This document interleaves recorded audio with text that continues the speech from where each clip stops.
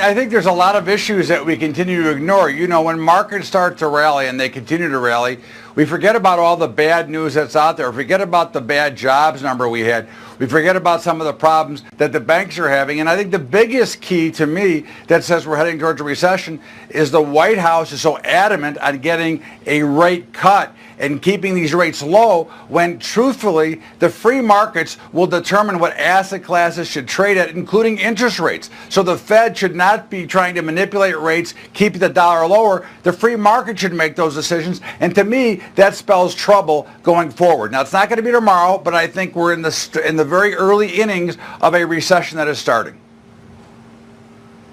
But just let's back up for 2 seconds. What indicators specifically are you seeing that's telling you that we're in a recession or starting a recession? Because the PMI manufacturing data earlier this week was actually pretty good. As Rick Santelli just said, the initial jobless claims, the lowest since 1969. You've got economically sensitive sectors like the semiconductors in the States at record highs. What's telling you that there's a recession? Well, I think what you're seeing is even though wage inflation is coming in, we're not seeing it as fast as we should.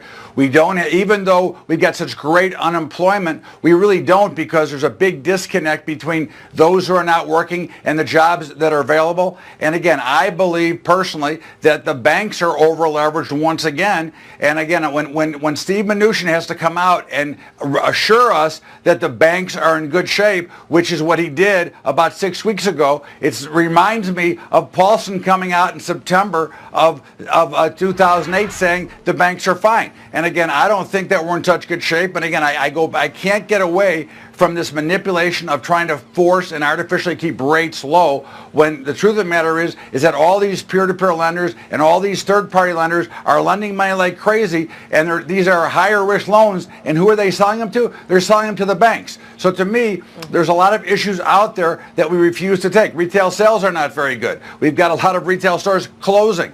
So again, we're going to start losing some of these jobs, and the jobs we have are still not very good jobs.